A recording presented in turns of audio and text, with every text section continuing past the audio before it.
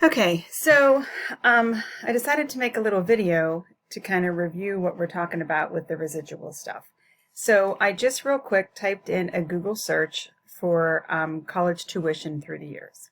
Okay, and this isn't great data, but I found it at CNBC, and the reason I say it's not great data is there's only 4 data points for each institution or for each type of institution, but it's good enough for what I want us to do.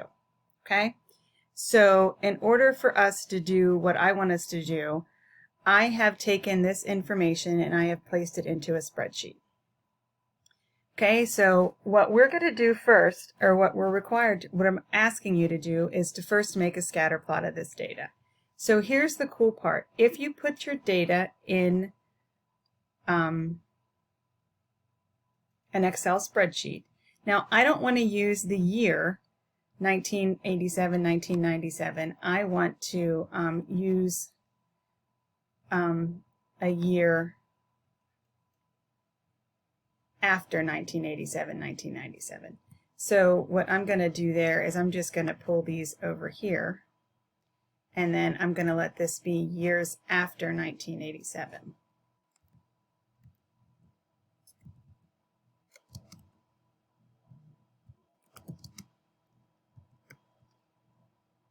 I'll do 1980, okay? So then this is 7 years, this is 17 years, this is 27 years, and this is 37 years, okay? So I've got that entered into my spreadsheet, so I'm just going to take that same column and I'm going to insert it right here.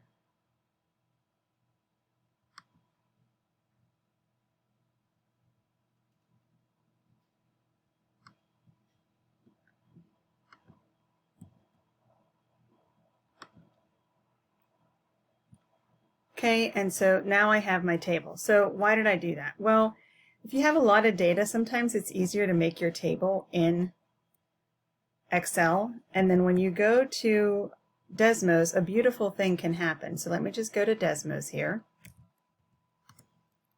and I'm going to just very simply copy paste. And now I have my data in there. So this is the presentation for private institutions. They cost a lot more money. So when I look at this data, already I see it looks linear. Yes, but my trig teacher's crazy.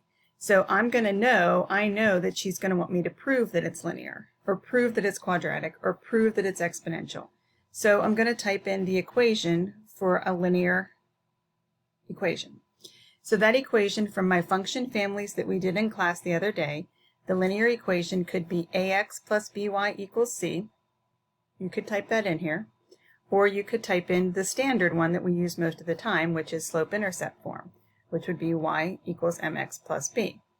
If you type in y equals mx plus b, the calculator doesn't do anything.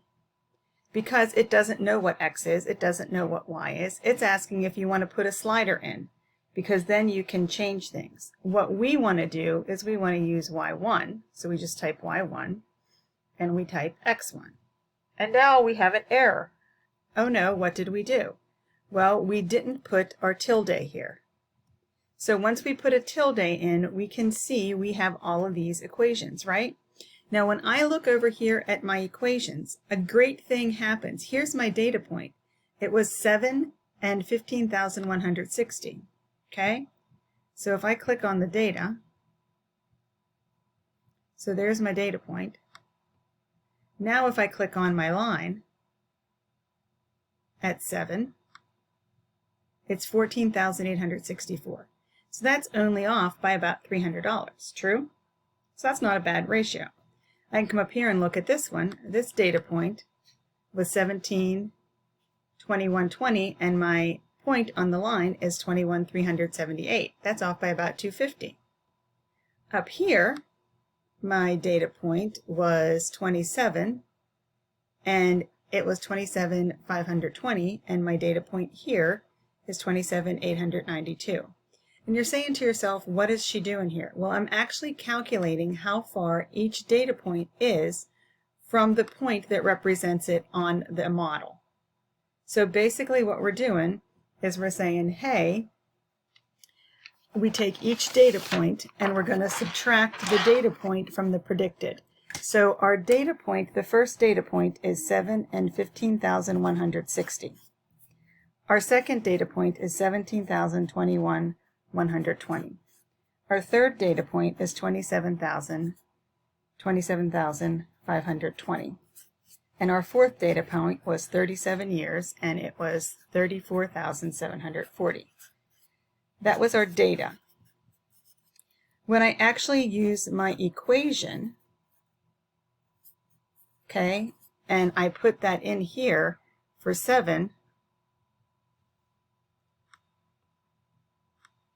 it was 14,864. For 17, come on, bugger. It was 21,378.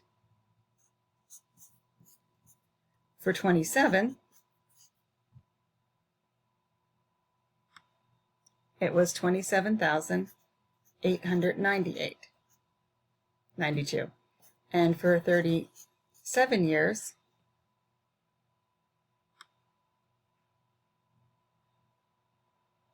it was 34,406. So what I did was I just wrote down my observed and my predicted things. What I care about is how far apart those are. So what I'm going to do is take the observed minus the predicted every time. 21,120 minus 21,378. 27,520 minus 27,892. 34,740 minus 34,406. Why do I do that? This right here column is telling me the error. Okay? It's telling me the error of my ways with my manipulation. But we don't call it error because mathematicians don't like to be called wrong. We call this our residuals. And the reason we call it residuals is it's the space that's left over. It's the space between the observed data and our predicted data. Now, if you look on the Desmos graph, if you click plot 1, it does plot your errors. So I like to, as you know, I like to make my equations match my dots. So I'm going to come over and I'm going to make my line red since the dots, residuals, are red for that. Okay, so let's see if I can move me. I'm going to put me up in the corner here. Okay, so hopefully I'm out of your way. Now, but I want that camera there so I can show you this. So when I subtracted 15,160 minus 14,864, my difference was 296, and that's what's plotted here. So these are the residual plots. They just show you how far it is away. Now the other thing we talked about in class is the fact that we had two R values over here. One was an R squared and one was an R. Our R squared value is 9981 and our R value is 0.999. The first one is called the coefficient of determination. And you will get that value for every model. You'll get it for exponential, you'll get it for linear, you'll get it for quadratic. The second one is called a correlation coefficient, and you'll only get that value for a linear model. Okay? So what happens then is as you're looking at these values, you want to remember that this correlation coefficient is 0.9981. That's pretty darn good. We want these numbers to be close to 1, and we want these numbers, our errors, to be close to 0. Because remember, math doesn't like mistakes. We don't like to make mistakes because then we have to go back and rework them all. So we're looking at this, all right?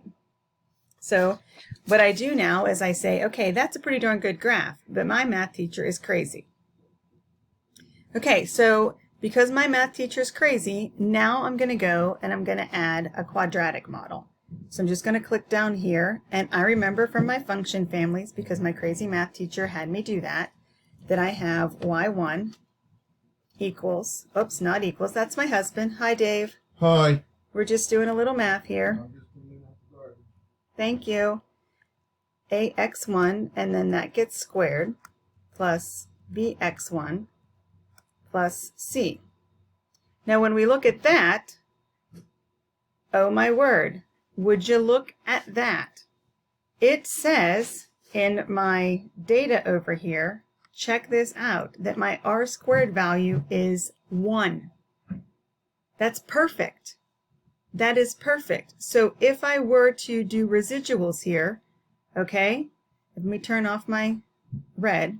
So if I were to look, here's my data point, and then click on the line at 7, it's 18 off. Look at that, 19 off. If I go up here at my 17 value, which we said was, our original 17 value was 21,120. Here it's 21,63. It's off by 67, 57. So it's off by much smaller than what these are. So when I look here, my original data point for 27, now my y value in the prediction is 27,577, and it was originally 27,520. So that's only off by 57. So this is a much better model. So what I would write down is what my equation is. So I had a linear equation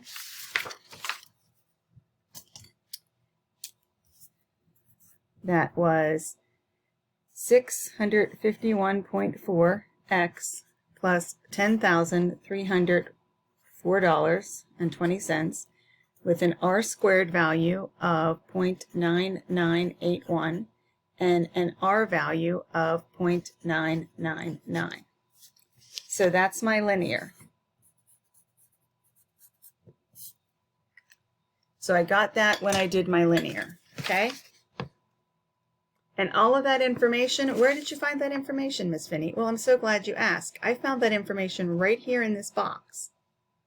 There's my slope. There's my y-intercept. There's my statistics part. Down here, I find my parameters for my quadratic equation. So my quadratic equation, y equals 3.15 x squared plus 512.8x plus 11,435, and my r squared is 1. So now I have those two equations to consider. Okay, I've got those two equations to consider, and when I consider those two equations, let me go ahead and plot that e. And I'm going to go up here and I'm going to change my e to be blue because I don't want it to be confused with my data points. Now look at how beautiful that is. Just look, and you can zoom in down here to see what those are. You can see that they're much closer to the y-axis. But of course, you know, Miss Finney, she dope, she crazy, she top, and she's going to want us to check to see if an exponential model would be good.